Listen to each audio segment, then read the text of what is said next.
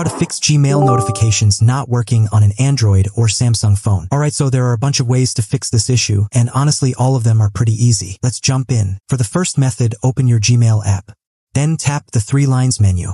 Now scroll down and go into Settings. From here, pick the Gmail account you want to fix notifications for. Next, tap on Notifications.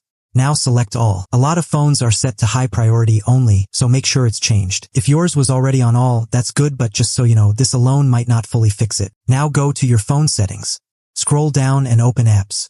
In the search bar, type Gmail and open it. Now go into Notifications. Then open Notification Categories.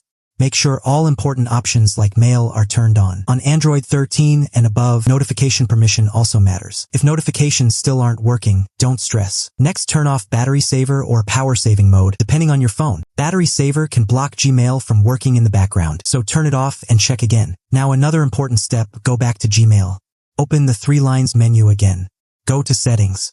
Scroll down and make sure Sync Gmail is turned on. Turning Sync on can fix delayed or missing notifications. If the problem is still there, move to the next method.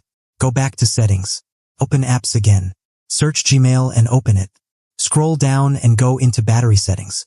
Set it to Unrestricted or No Restrictions. This helps Gmail run properly in the background and improves notifications. Now here's another common fix. Open the Play Store.